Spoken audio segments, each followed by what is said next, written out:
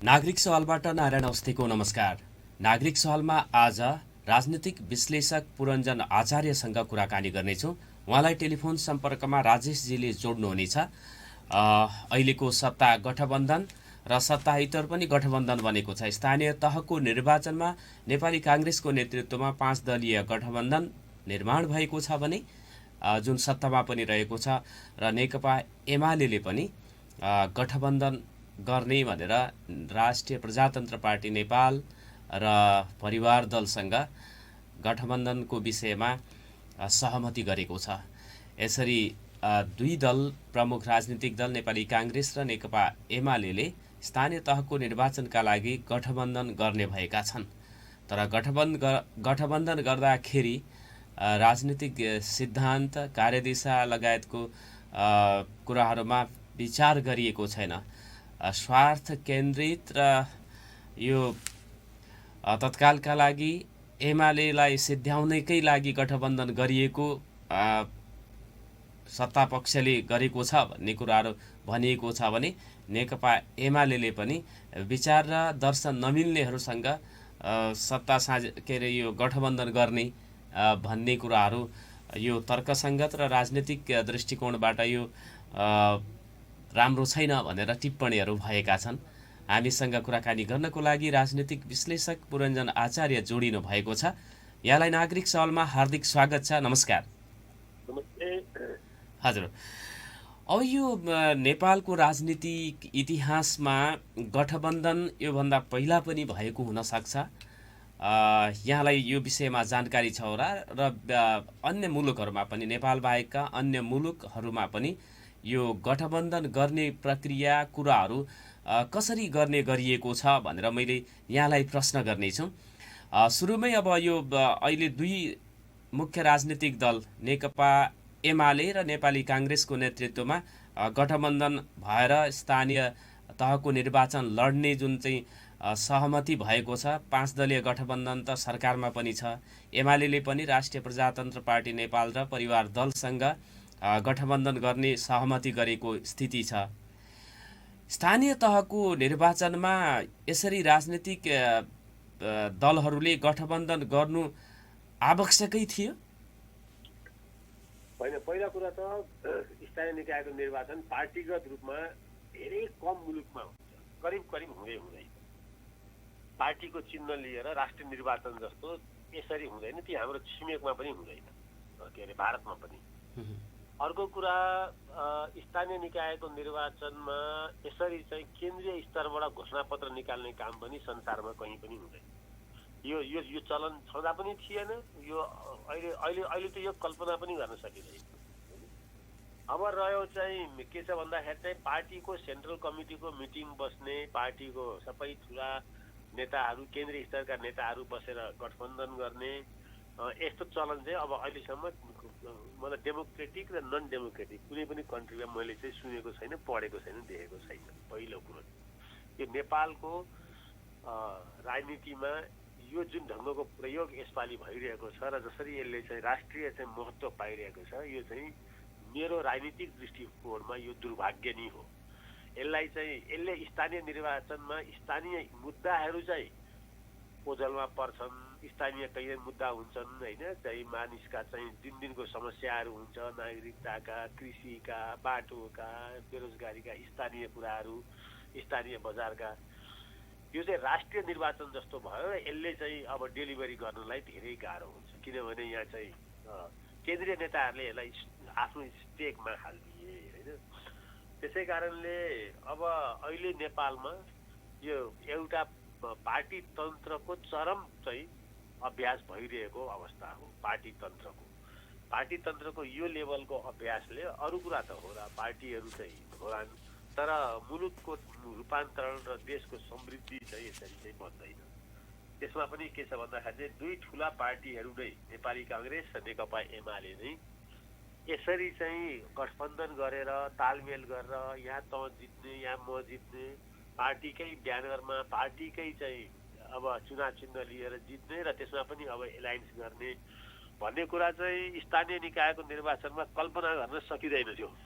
तर यो कल्पनै गर्न नसकिने कुराहरू गणतन्त्र संघीयता पछि जुन अग्रगमन अहिलेको राजनीतिक प्रणाली छ त्यो स्थापित गर्दाखेरि यो कुरा चाहिँ बहसमै नआएको हो। त्यति बेला स्थानीय तहमा गैर दलीय के अरे चाहिँ नेतृत्व आउनुपर्छ भनेर संविधान बन्दाखेरि गैर दलीय चाहिँ हुनुपर्छ, यसलाई चाहिँ पार्टी तन्त्रबाट बाहिर राख्नुपर्छ भन्छ, व्यापक बहस भयो।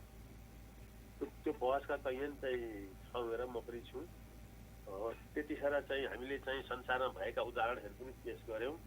यसलाई चाहिँ पार्टीको बक्सबाट बाहिर राख्दाखेरि मात्रै चाहिँ मुलुकको भलो छ, पार्टीको पनि भलो छ होइन भनेको हो। तर अब कस्तो छ भने नेपालमा अब राजनीतिक पार्टीको नेताहरूको आफ्नो निर्णय नै चाहिँ अन्तिम निर्णय हुन्छ। संसारको अभ्यासबाट सिक्ने चलन चाहिँ कमै हुन्छ। त्यसले गर्दा अब यो भयो। अब यसलाई चाहिँ संहिता आइसकेपछि त्यही किसिमले आफ्नो आफ्नो गाउँघरमा आफ्नो आफ्नो जिल्ला बडीहरूले आफ्नो आफ्नो स्थानीय निकायको बारेमा आवश्यकता अनुसार गर्छन् भनेर सुरुमा चाहिँ काङ्ग्रेस पार्टीले गरेको निर्णय राम्रै थियो।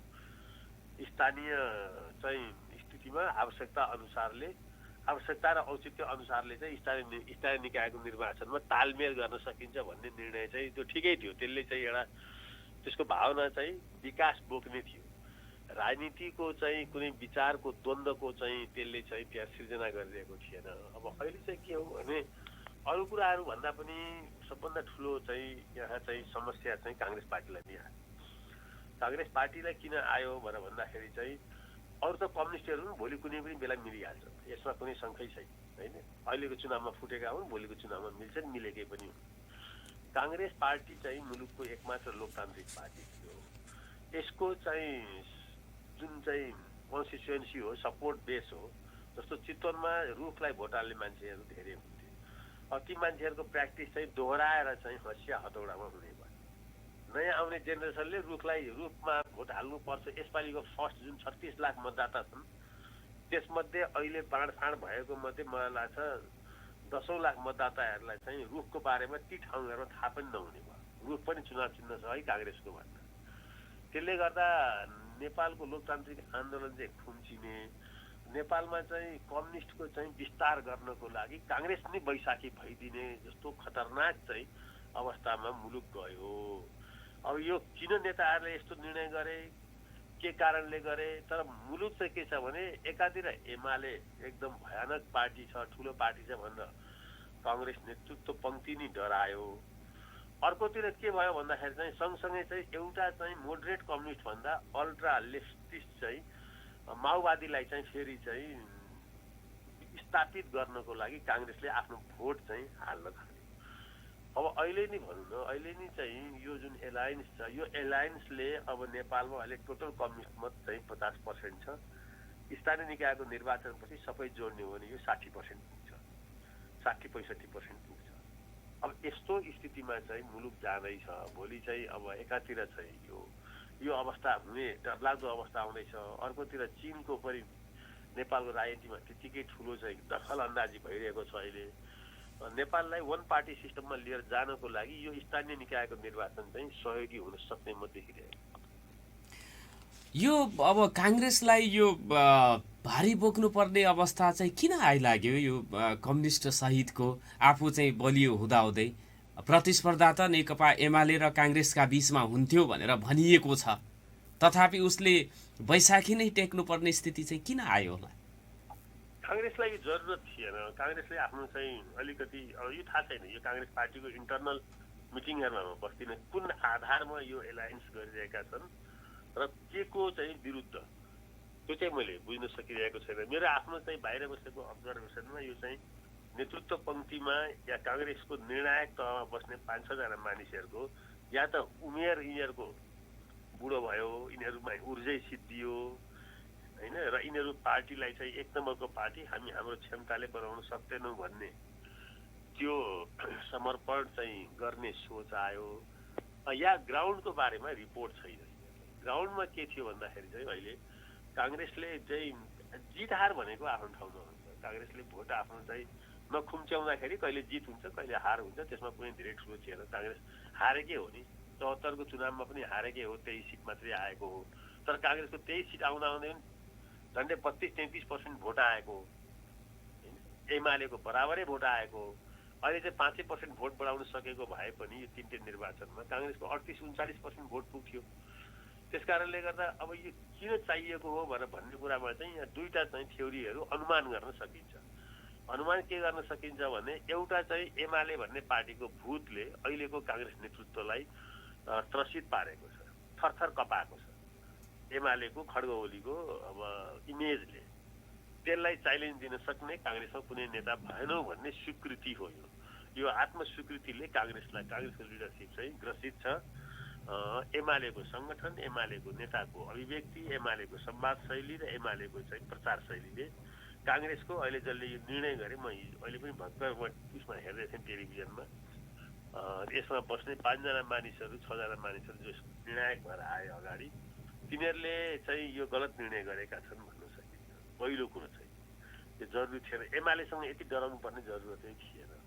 अर्को कुरा, भोलिको दिनमा फेरि चाहिँ यस्तै तालमेल मिलाएर माओवादी अनि 3टा कम्युनिस्ट अनि एउटा मधेसवादी पार्टी 4वटा, एउटा जनमोर्चा, एउटा माधव नेपालको एकीकृत समाजवादी र माओवादी, 3टा कम्युनिस्टलाई विस्तार गर्ने अनि एउटा मधेसवादी पार्टीलाई विस्तार गर्ने, यो 4वटै पार्टीलाई काङ्ग्रेसले आफ्नो भोट दिएर र उनीहरूको भोट त्यसमा जोडेर फेरि प्रधानमन्त्री हुने चाहिँ शेरबहादुर देउपाको इच्छा हुन सक्छ।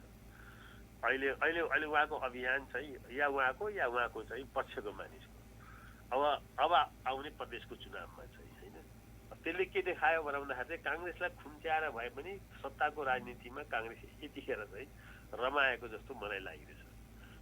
काङ्ग्रेस चाहिँ खुम्चिने अनि भावी पुस्तालाई कस्तो काङ्ग्रेस छोड्ने चाहिँ 70% 80% कम्युनिस्ट पुग्यो भने नेपालमा मल्टिपार्टी डेमोक्रेसी रहन्छ र भनेको चाहिँ रहँदैन नि। तपाईँसँग अहिले कुरा गरेर हिजो बेलुका पनि मैले त्यो निर्णयमा बस्ने चाहिँ 1-8 जना मान्छेसँग हिजो बेलुका म 9:30-10 बजीसम्म पनि म कुरा गर्दै थिएँ। यो गलत भइरहेको छ, यसलाई रोक्नुहोस् भन्दा।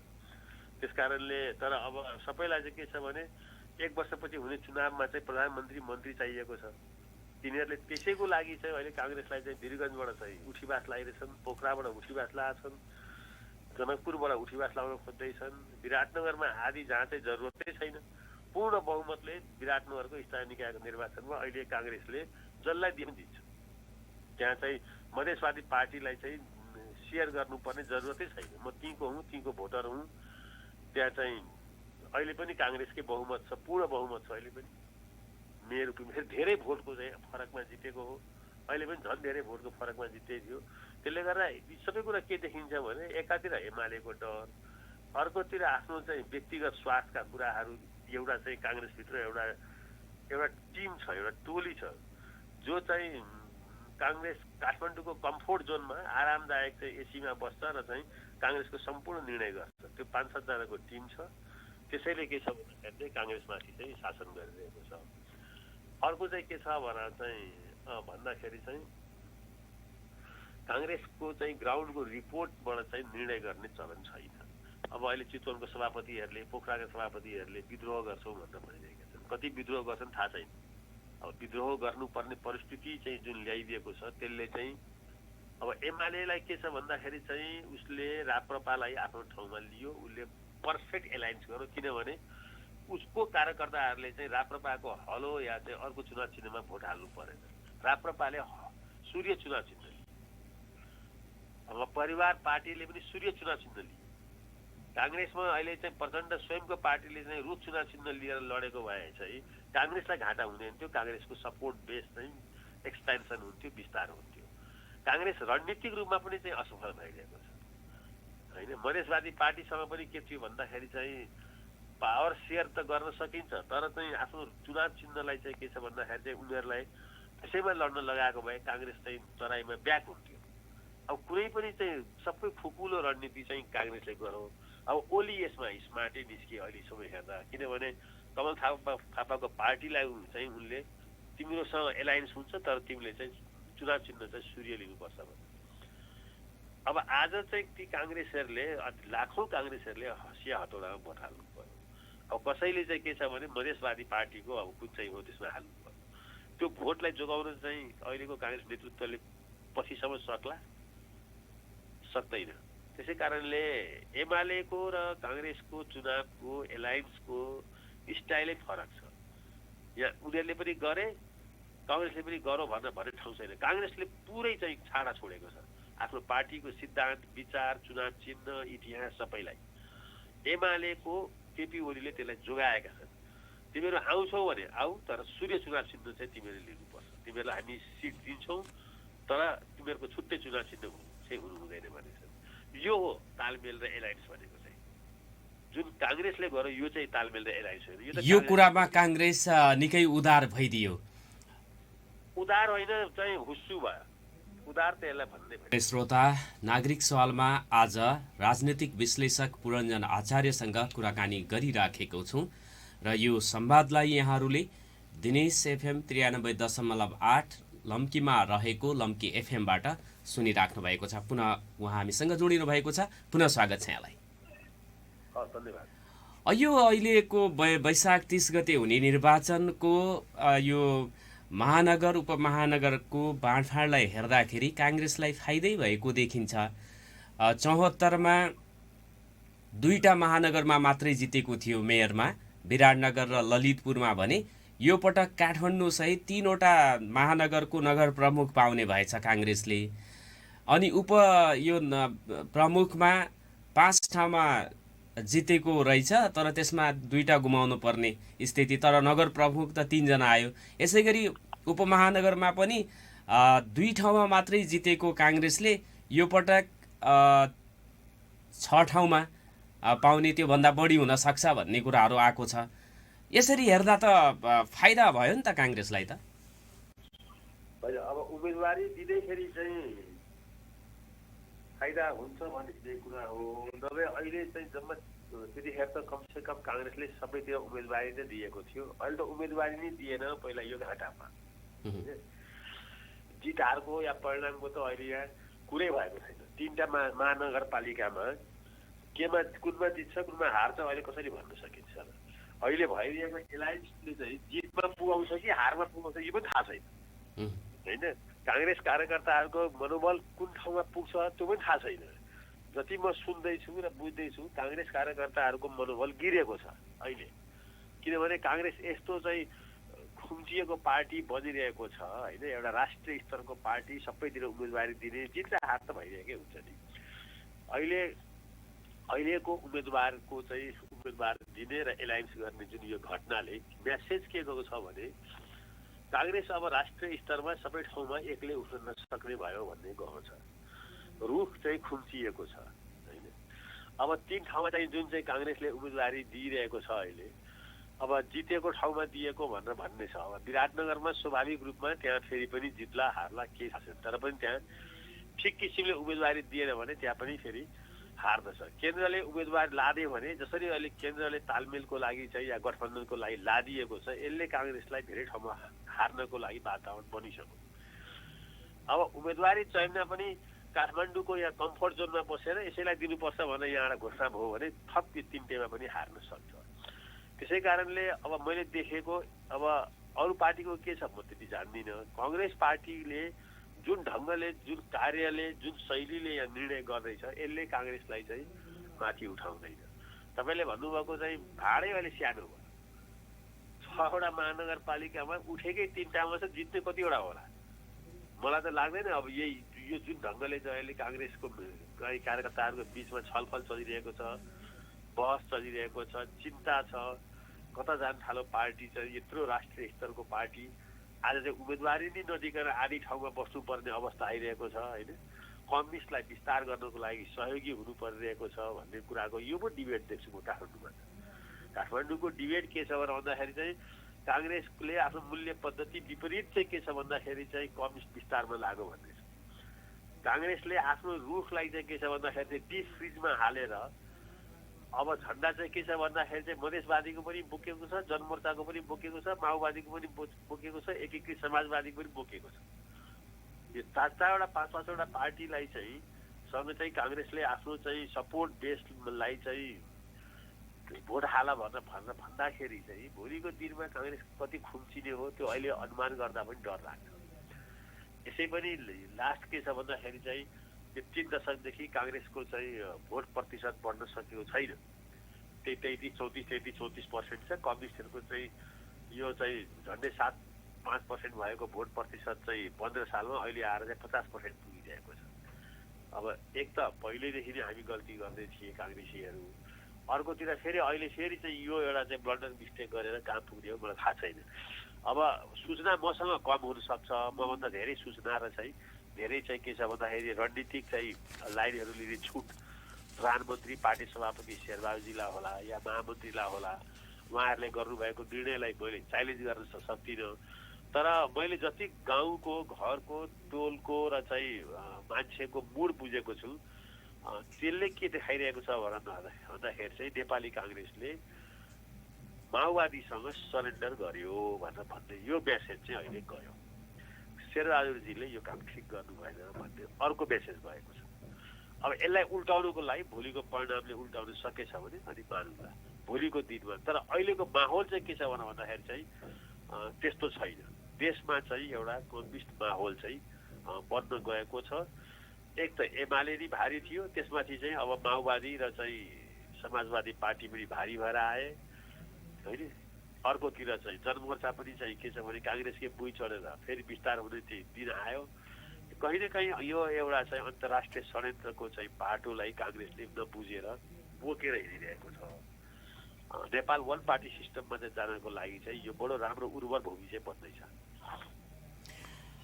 अनि यो भारतमा भारतीय काङ्ग्रेस आइछ, उसले प्रदेशहरूमा त्यहाँको र यो लोकसभाका लागि गठबन्धन विचार नमिल्नेहरूसँग पनि गर्दै गयो र अन्तमा आएर ऊ चाहिँ अब राष्ट्रिय राजनीतिमा चुनावहरूमा आम निर्वाचनहरूमा उसको नामै नसुनिने स्थिति आइसक्यो भनेर चिन्ता गरिएको र नेपालको पनि नेपाली काङ्ग्रेसको स्थिति त्यही पो हुने हो कि भनेर काङ्ग्रेसका शुभचिन्तकहरूले गरेको चिन्ताको बिचमा एकदम स्वाभाविक हो। हेर्नुहोस्, भारतीय राष्ट्रिय काङ्ग्रेसको पतनमा उसले गरेको गैर जिम्मेवार एलायन्सको ठुलो हात छ। हामी त बिहार र युपीको चुनाव चाहिँ कैयन पटक हेर्न पनि गयौँ, त्यहाँको काङ्ग्रेसीहरूको चिन्ता पनि सुनेको छ।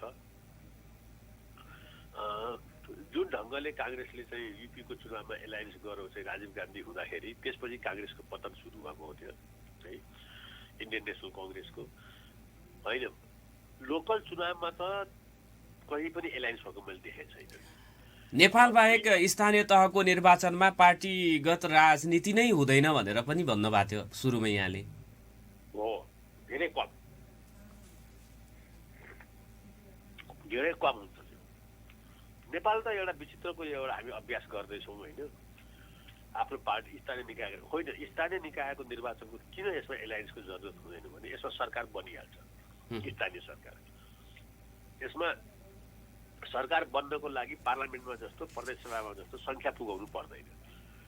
तपाईँ 2/3 होइन, यी ललितपुरमा छ, त्यसैको उदाहरण दिउँ। काङ्ग्रेसले त्यहाँ अहिले लिएको पनि छ भन्ने चाहिँ न्युजमा मैले पढेँ। त्यहाँ चिरीबाबु महर्जन झन्डै त्यहाँ चाहिँ 2/3 कम्युनिस्टहरूको बहुमत छ। चिरीबाबु महर्जन काङ्ग्रेसबाट त्यहाँ मेयर हुनुहुन्छ। उहाँलाई 5 वर्ष चाहिँ शासन त्यहाँ चाहिँ स्थानीय सत्ता चलाउनलाई गाह्रो भएन। स्थानीय चाहिँ सरकार चाहिँ एकपल्ट चुनाव जनताले दिइसकेपछि त्यो 5 वर्ष अविच्छिन्न टिकिहाल्छ। त्यहाँ कसैले कसैलाई हटाउन सक्दैन, त्यहाँ राजनीतिक अस्थिरता पनि हुँदैन। अनि यो के को लागि तालमेल र गठबन्धन गर्ने? सबैले आफ्नो आफ्नो गच्छे अनुसार चाहिँ उठ्थे, जित्ने जित्थे, हार्ने हार्थे। सरकार त बन्थ्यो नि, सरकार चल्थ्यो, सरकार विघटन हुँदैन थियो। मोरङमै मैले कतिपय ठाउँमा देखेको छु, त्यहाँ चाहिँ मेयर चाहिँ काङ्ग्रेसले जितेको छ, अरू बाँकी सबै पदमा एमाले जितेको छ। मजाले चलेको छ, झन् राम्रो चलेको छ। सरकार बन्नको लागि चाहिँ ल ठिक छ, केन्द्रको सरकार बन्नको लागि भोलि प्री पोल इलेक्सन र पोस्ट पोल इलेक्सन हुनु पर्ला होइन। तर स्थानीय निकायको निर्वाचनमा त त्यो कल्पनै गरेको छैन संविधानले। संविधानले के भनेको छ भने जनताले भोट हाल्छन्, स्थानीय सरकार बन्छ र त्यसले स्थानीय समस्याहरूको सम्बोधन गर्दछ। त्यो 5 वर्ष अनि विकासका मुद्दाहरू स्थानीय हुने, विकासका एजेन्डाहरू, आकाङ्क्षाहरू, चाहनाहरू स्थानीय हुने, अनि केन्द्रले चाहिँ उम्मेदवारहरू लादिने कुराले पनि त यो विकेन्द्रीकरण संघीयताको मर्म विपरीतै सबै दलहरू गइएको देखियो नि त। त्यसमा त कुनै दल कोही भन्दा कमी छैन। कुनै दलको नेताहरूले पनि संहितालाई चाहिँ बुझ्नै चाहेका छैनन्। अनि संहिता बचाउने भन्छन्, फेरि त्यसैको मर्ममा प्रहार चाहिँ किन भइराखेको छ होला? नपढेर, संविधान पनि पढ्नु छैन, काङ्ग्रेसकै विधान पनि पढ्नु छैन। त्यसले गर्दाखेरि चाहिँ यो अहिले यिनीहरू आरोपित पनि भए। संविधानले गरेको व्यवस्था अनुसार र काङ्ग्रेसको विधानले गरेको या एमालेको विधानले गरेको व्यवस्था अनुसार गरेको भए आज यो झन्झट र यो टेन्सनमा चाहिँ केन्द्रीय नेताहरू बस्नुपर्ने थिएन नि। त्यहाँको प्रदेश सभाको अब कामै भएन कि। अस्ति भर काङ्ग्रेसको 14औं महाधिवेशन त्यत्रो तामझाम सहित भएको हो। स्थानीय नेतृत्वहरू बडो युवाहरू ऊर्जावान भएर आएका थिए। अब हामी हाम्रो गाउँघर आफै चाहिँ नेता छान्छौँ बनाउँछौँ भनेर, तर केन्द्रको ठुलो हस्तक्षेप भयो। हस्तक्षेप पनि एकदम नग्न किसिमको भयो। त्यसले गर्दा के हो भन्दाखेरि मूल त के हो भने अब संहिता, काङ्ग्रेसले संहिता, डेमोक्रेसी, यी सबै कुराहरू चाहिँ यो मूल्य पद्धति जुन छ अहिलेको संविधानको, नेपालको राजनीतिक प्रणाली जुन छ, यो काङ्ग्रेसको चाहिँ हो। यो काङ्ग्रेसको आफ्नो वैचारिक विजय हो। यो काङ्ग्रेसको यो वैचारिक विजय हो भनेर बुझ्ने खालको नेतृत्व अहिले काङ्ग्रेसमा भएन। यो निर्णयले त्यो देखियो। वैचारिक विजय काङ्ग्रेसको भइरहेको छ, तर काङ्ग्रेस के गर्दैछ भन्दाखेरि चाहिँ यो विचारको विरुद्ध चाहिँ जो चाहिँ जसरी चाहिँ आउँछ त्योसँग साँठगाँठ गर्दैछ, त्यसलाई चाहिँ विस्तार बढाउने काम गर्दैछ। त्यसकारणले कहीँ न कहीँ मलाई के लाग्छ भने यो अहिलेको तालमेलमा काङ्ग्रेसजनहरूले विद्रोह गर्छन्, जसले बुझेका छन् होइन। हामी चाहिँ यो हँसिया हतौडामा र चाहिँ यो हात छापे के छन् छापहरू चाहिँ चुनाव चिन्ह पनि त्यसमा भोट हाल्दैनौँ भनेर विद्रोह हुन सक्ने सम्भावना छ। विद्रोह नभए पनि काङ्ग्रेसले भोट हाल्ने बेलामा हँसिया हतौडामा हाल्छ जस्तो अब चाहिँ मलाई लाग्दैन। धेरै गाह्रो कुरा हो त्यो। यो एलायन्स, यो गठबन्धन जुन ढङ्गले आदेश फरमान जारी भएको छ पार्टीहरूको चाहिँ हाइराइट माथिको नेतृत्वबाट, यसलाई तलको कार्यकर्ताहरूबाट चुनौती आउँछ कि जस्तो मैले देखेको छु। तर रामचन्द्र पौडेल जो वरिष्ठ नेता छन् नेपाली काङ्ग्रेसका, उहाँले केपी ओली थुरु कापिराखेका छन् गठबन्धन देखेर भनेर चाहिँ भाषण गर्दै हुनुहुन्थ्यो। अहिले त काङ्ग्रेस मजबुत छ नि त गठबन्धनले गर्दा। गठबन्धनले त यो जुन ढङ्गको गठबन्धन कम्युनिस्ट पनि 3-4वटा कम्युनिस्टसँग काङ्ग्रेसले गरेको छ, यसले त काङ्ग्रेसै कापेको देखियो नि। काङ्ग्रेस काप्नु पर्ने कारण थिएन होइन। काङ्ग्रेसले चाहिँ आफ्नो चाहिँ भोटलाई चाहिँ हँसिया हतौडामा हाल्नको लागि फरमान जारी गर्नुपर्ने थिएन। अब रामचन्द्रजी अब काङ्ग्रेसको वरिष्ठ नेता हुनुहुन्छ क्यारे होइन। अब काङ्ग्रेसमा रिटायर्ड नहुन्जेलसम्म सबै वरिष्ठ हुन्छन्। तर के देखिएको छ भन्दाखेरि चाहिँ ग्राउन्डमा चाहिँ अहिले कसरी चाहिँ मान्छेले बुझेका छन् भने भन्ने कुराले माने राख्छ क्या। रामचन्द्र पौडेलले के भनेका छन् भन्ने कुराले माने राख्दैन। मूल कुरो त देखिने गरी के हो भने नेपाली काङ्ग्रेसले देशभरि उम्मेदवार दिन सकेन। किन सकेन? त्यो कमजोरी हुने भयो। किन सकेन भन्दा ऊ चाहिँ एमालेको चाहिँ ओलीसँग डरायो र उसले के गर्यो त भन्दा त्यसको उपचारको खोजी उसले के गर्यो भने 6 वर्षदेखि सभापति भएको शेरबहादुर देउपाले चाहिँ केही पनि काम गरेनन्। 6 पटक प्राइम मिनिस्टर भएको शेरबहादुर देउपाले आफ्नो आकर्षण चाहिँ जनताको बिचमा पुगाउन सकेनन् र 3टा कम्युनिस्टलाई चाहिँ बोकेर र एउटा मधेसवादीलाई बोकेर आज गठबन्धन गर्नु यो फ्याक्ट हो नि। यो फ्याक्ट हो। गठबन्धन पनि र तालमेल पनि कस्तो किसिमको भयो भने उनीहरूकै चुनाव चिन्हमा अब काङ्ग्रेसले भोट हाल्नु पर्ने। एमालेको जस्तो सूर्य चुनाव चिन्ह चाहिँ राप्रपाले जसरी चाहिँ स्वीकार्यो त्यो खालको रणनीति पनि तय भएन। अब यसलाई लिएर चाहिँ कोथकर्थर कापेको हो र त्यो थुरथुर कापेको होइन भन्ने कुरा रामचन्द्रजीले आफैले बुझ्यो।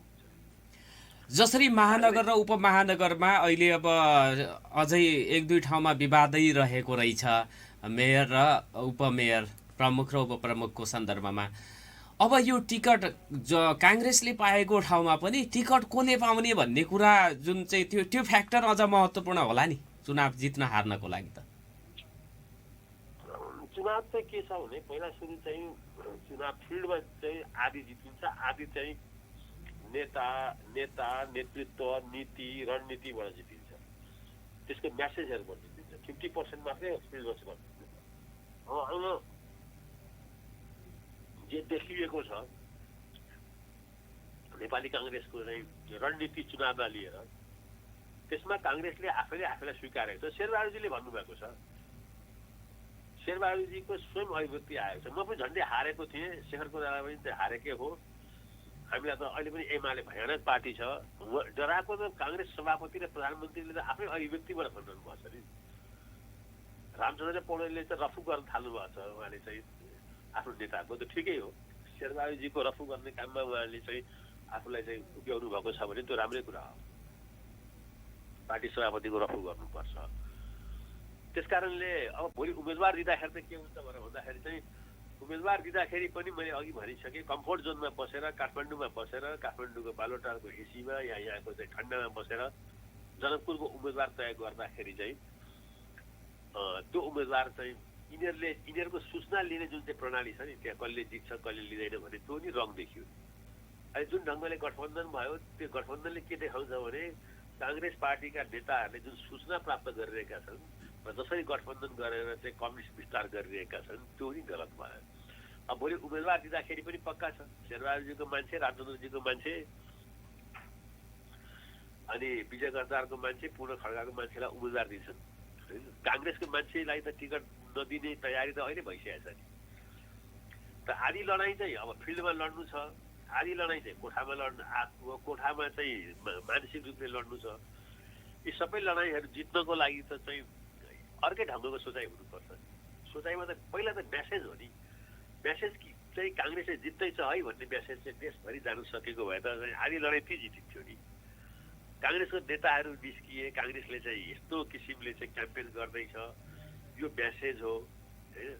काङ्ग्रेसको पार्टीलाई त्यसले ऊर्जावान बनाउनु पर्छ, या कुनै पनि पार्टीलाई चुनावमा होइन। भन्छ नि तिनवटा चिज भएर मात्रै चुनाव जितिन्छ भन्छ, एउटा म्यासेज, अर्को म्यासेन्जर, अर्को बेसिक।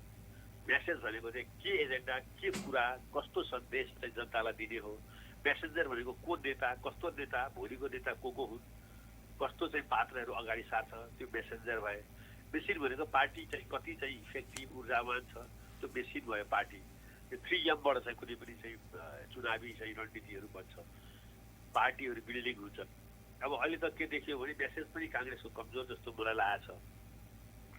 अब म्यासेन्जर भोलि शेरबहादुरजी र चाहिँ चुनाव प्रचारमा चाहिँ रामचन्द्र पौडेल निस्किँदाखेरि चाहिँ उहाँहरूले चाहिँ अब राम्रो म्यासेन्जर बन्नु सक्नुभयो भने र राम्रो म्यासेज लिएर हिँड्नु सक्नुभयो भने तब न पार्टीमा ऊर्जा आउँछ र पार्टी बेसी चाहिँ चलायमान हुन्छ। त्यो सबै कुराहरू त नयाँ म्यासेज दिनुभन्दा पनि त्यो गठबन्धनकै प्रतिरक्षा गर्नमै समय जाला जस्तो छ नेताहरूको।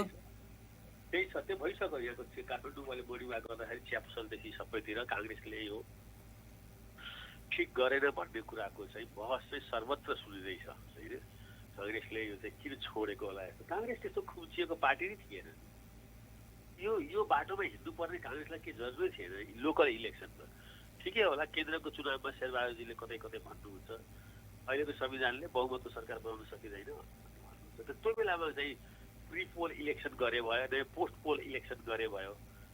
अहिले यो स्थानीय निकायको निर्वाचनमा त चाहिँ जरुरी थिएन त्यो कुराहरू। र जसरी अब यो एलायन्सहरू गठबन्धनहरू बने र जसरी अब यो प्रमुख उपप्रमुख लगायत वडा अध्यक्षको टिकट पनि वितरण गरिन्छ होला अब भोलिका दिनमा, त्यसले चाहिँ स्थानीय मुद्दाहरू, विकास निर्माण र समृद्धिका जुन चाहिँ सपनाहरू ती त बहसमै नआउने देखियो नि त। यसले फाइदा गर्छ, यसले गर्दैन होला। होइन, गर्दैन। नेपालको चुनाव चाहिँ अब फेरि पनि अब लोकतान्त्रिक अभ्यास चाहिँ निर्वाचनबाट निर्वाचनसम्म मात्रै हुने। यो जुन चाहिँ स्थानीय मुद्दाहरू छन्, कहीँ मुद्दाहरू छन् कि किसानले चाहिँ लोकल लेभलमा मल पाएको छैन, नहरमा पानी आउँदैन, बनाएका बाटाहरू भत्किरहेका छन्, करप्सनका मुद्दाहरू त अब कहीँ मुद्दाहरू निस्किन सक्यो होइन। अनि उम्मेदवार त्यहीबाट छनौट हुन सक्यो। सारा चाहिँ लोकल चुनावको मुद्दा चाहिँ नचाहिने बहसमा गएर केन्द्रित हो। गठबन्धन गरेर जुन चिजले चाहिँ नेपाललाई चाहिँ मलाई लाग्छ 10औं वर्ष पछाडि चाहिँ ढकेलियो। नेपालको यो अहिलेको संविधानको स्पिरिटलाई, नेपालको लोकतन्त्रलाई, नेपालको संघीयतालाई 10औं वर्ष पछाडि ढकेलिएको छ। यो जुन ढङ्गले स्थानीय स्तरमै चाहिँ स्थानीय सरकार बन्ने प्रक्रियामा छलफल बहस र चाहिँ एक अर्काको बिचमा चाहिँ स्वस्थ प्रतिस्पर्धा हुन्थ्यो, त्यो सबै कुराहरूलाई चाहिँ के छ भने चाहिँ हाइज्याक गरेर काठमाडौँ बालुवाटारको मिटिङ, त्यसपछि चाहिँ खुमलटारको मिटिङ, सिंहदरबारको मिटिङले चाहिँ त्यसलाई समाप्त गरिदिएको छ। नेपालमा त्यसैले अहिले नेपाली जनताको भविष्य अझै पनि चाहिँ खोजी गर्दाखेरि मलेसिया र मध्यपूर्व र के अरे चाहिँ उता गड्डा चौकीबाट चाहिँ जाने बाटोमा त्यहीबाट चाहिँ नेपालीहरूको आर्थिक अर्थोपार्जनको भविष्य तीबाट खोज्नुपर्ने भएको छ। नियति नेपालीहरूको जुन ढङ्गको नेतृत्व छ हामीसँग, स्टक अफ लिडरसिप छ, यस्तो निकम्मा लिडरसिप छ कि चाहिँ त्यो भनेर साध्य नै छैन। यिनीहरूलाई चाहिँ आम नेपाली जनतासँग के मतलब छैन। अहिले यिनीहरूको आफ्नो सत्ता टिकाउनको लागि हरेक कुरा अहिलेको यो सारा प्रपञ्च चाहिँ प्रचण्डजी रेणु दाहालको सत्ता टिकाउन लागिरहनु भएको छ। भोलिको लागि आफू चाहिँ च्याखे थापेर ओलीसँग पनि मिल्न सक्ने, देउपालाई पनि प्रधानमन्त्री बनाउन सक्नको लागि उहाँलाई एउटा सानो पार्टी 10-15वटा चाहिँ सिट जितेको पार्टी भए पुग्ने भएको छ। शेरबहादुरजीले पनि आफ्नो सत्ता बाहेक पर हेर्न सक्नु भएको छैन। रामचन्द्रजी त्यस्तै कुराहरूको मतियार हुनुभएको छ।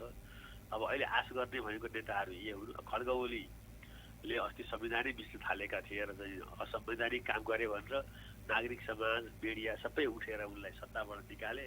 तर सत्ताबाट निकालेपछि विकल्पमा पनि के छ, के आयो भनेर भन्दाखेरि चाहिँ उनीभन्दा खासै चाहिँ आकर्षण योग्य या आशा लाग्दो चाहिँ मानिसहरू देखिरहेका छैनन्, आएनन् पनि। अब यही अहिले गभर्नरको केसबाट, भ्रष्टाचारको केसबाट ओलीभन्दा फरक आउँछन् कि भनेर यहाँ धेरै ठुलो आन्दोलन भयो, नागरिक आन्दोलन भयो, मिडिया आन्दोलन भयो। तर जनताको बोलीको कुनै महत्त्व छैन अहिलेको राजनीतिमा। कार्यकर्ताको पनि अब महत्त्व हुन्छ। कार्यकर्ताहरूलाई पनि दासै बनाएर चाहिँ राखेको रहेछ पार्टीहरूले। कार्यकर्ताहरू पनि दास बन्न तयार छन् कि छैन त्यो थाहा छैन। हरेक पार्टीको कार्यकर्ताहरू चाहिँ राजनीतिक कार्यकर्ता होइन, अब नेताको दास जस्तो देखिन थालिसके। अब भोलि गएर यसमा चाहिँ केही सुधार होला, संशोधन होला। अहिले तत्काल सुधार संशोधनको सम्भावना पनि म कमै देखेको छु। त्यसैले यो देश गरिब छ। यो पार्टीहरूको गरिबी सोच पार्टीको नेताहरूमा छ। जबसम्म पार्टीको नेताहरूमा धनी हुने सोच आउँदैन, आम जनतालाई धनी बनाउने सोच आउँदैन, तबसम्म हुने कुराहरू यस्तै हो। हस्, धन्यवाद तपाईँले अवसर दिनुभयो। हवस्, यो संवादको लागि समय दिनुभयो, यसको लागि धन्यवाद छ। आदरणीय श्रोता, उहाँ हुनुहुन्थ्यो राजनीतिक विश्लेषक पुरञ्जन आचार्य, नागरिक सवालमा कुराकानी गर्नुहुँदै। यो संवादलाई यहाँहरूले दिनेश खबरको फेसबुक पेजमा, युट्युब च्यानलमा गएर पुनः हेर्न र सुन्न सक्नुहुनेछ। अहिले भने यहाँहरूले दिनेश एफएम 93.8 मेगाहर्ज र लम्कीमा रहेको लम्की एफएमबाट यो संवादलाई सुन्नुभयो। हामीलाई सुनेर साथ दिनुभयो, यसको लागि धन्यवाद। र प्रविधि संयोजनमा साथ दिनुहुने राजेश चौधरी र नवीन सदाशङ्करलाई पनि धन्यवाद भन्दै बिदा माग्छु। नमस्कार, शुभ दिन।